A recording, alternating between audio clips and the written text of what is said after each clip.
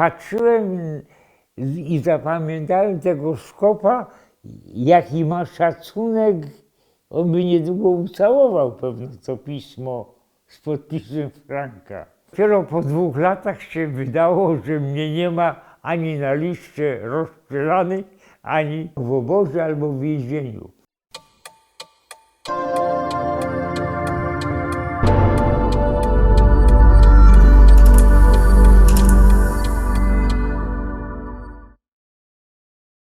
Zajeżdża czarne auto, jak się potem okazało, 2 wysiada. No i zabierają mnie do Gestapo do Wrocławia, bo siedziba Gestapo była w Lesznie, a oddziały prewencyjne, badania, przesłuchiwań we Wolsztynie, w tak zwanej Rafii. Po pierwszych godzinach przesłuchań, których pamiątkę mam do dzisiaj, wrzucono mnie do znajdującej się obok pokoju przesłuchań sali, niezamykanej nawet, bo nie było potrzeby. Przed południem straciłem przytomność, także nie nadawały się do przesłuchiwania. Po południu drugie przesłuchanie z tej sali, znowu obok do tego pokoju przesłuchań.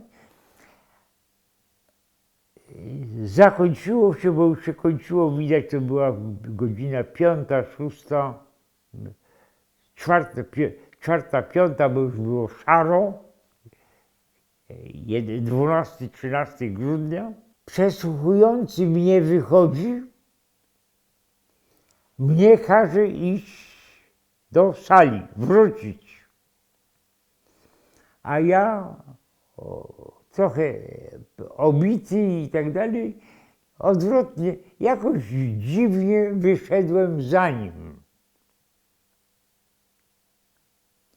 Odwrotnie, zamiast pójść w prawo do salki, gdzie miałem te 4 metry do drzwi niezamkniętych, poszedłem za nim, a on biegiem.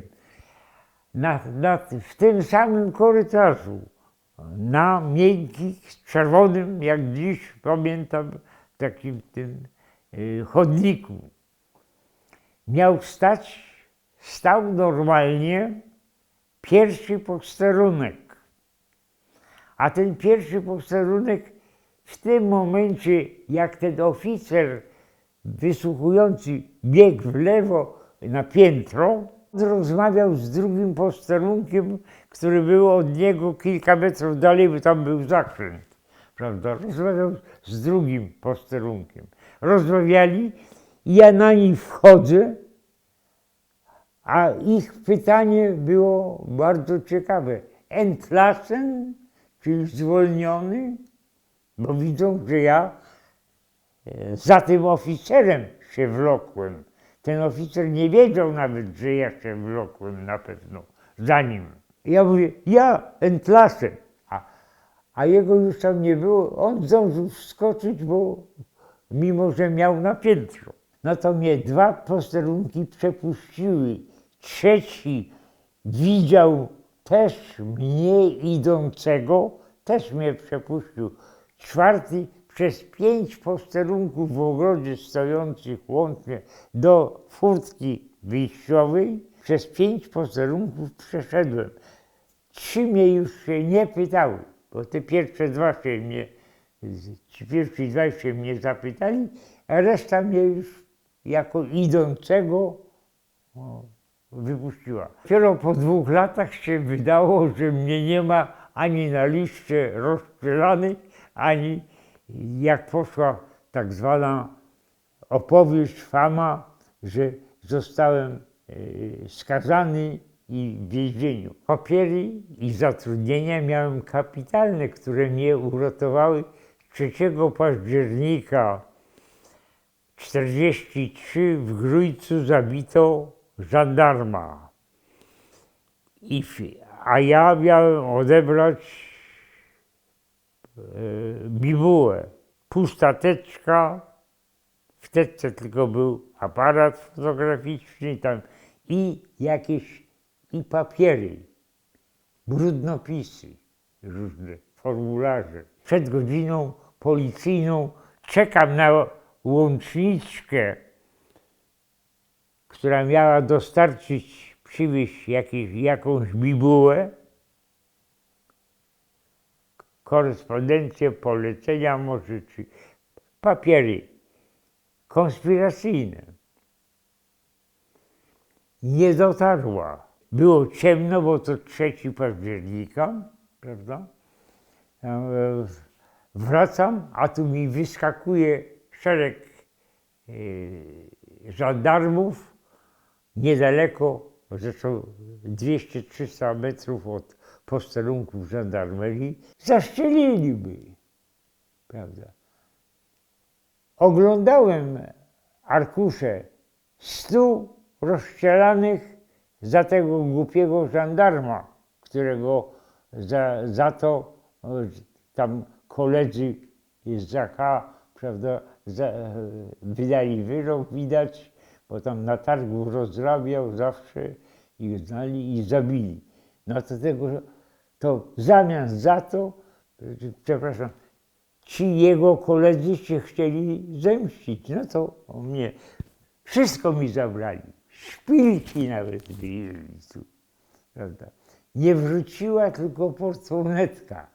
Później nawet aparat fotograficzny, bo ja miałem aparat, ale pustą teczkę, całe szczęście, że to była pusta, a nie flasza.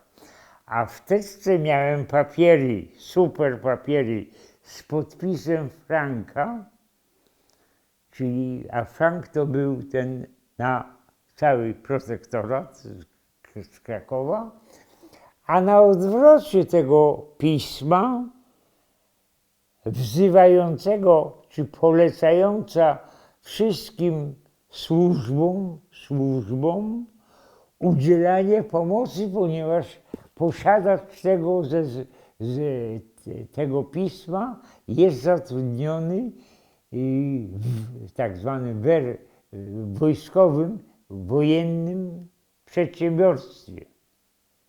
No to naturalnie ja do dziś dnia tego sierżanta pamiętam, jak on delikatnie trzymał to pismo. Patrzyłem i zapamiętałem tego Szkopa, jaki ma szacunek. On by niedługo ucałował pewno to pismo z podpisem Franka.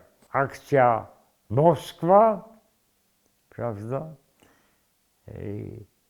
polegała na tym, że myśmy zmieniali kierunki wysyłki wagonów.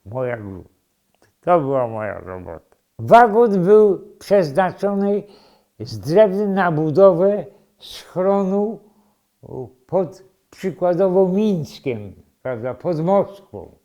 A to zbliżała się zima przecież, prawda. Moskwy nie zdobyto dlatego, że nadeszła zima, obrona była stosunkowo dobra, Niemcy nie byli przygotowani do, prawda, zasiedlenia terenów dookoła Moskwy, a myśmy nie wysłali wagonów z drewnem na budowę schronów. Na tym polegała. To była akcja dywersyjna, prawda. Te wagony krążyły po Polsce czy po Niemczech, bo ja dostałem gotowe naklejki, gdzie wysyłać i one tam pojechały, a tam nikt nie chciał tego wagonu i ten wagon krążył. Czasami po 2 tygodnie, bo znowu nasi odbiorcy, czyli kopalnie, bo obsługiwaliśmy, to była produkcja tak zwanych kopalniaków, czyli tych drewnianych, prawda, słupów do obudowy kopalń, ale wykorzystywana także na froncie do obudowy lepianek, tych w ziemi, ziemianek, prawda. Czyli i to miało lecieć do Mińska i tak. adres front, Mińsk, przepraszam, tu akurat na Białoruś myśmy obsługiwali. No, czyli te wagony tam nie dotarły. No. I takich zmian mieliśmy na swoim koncie około 200. No. Czyli 200 wagonów jeździło po kraju, bo się nikt nie przyznawał.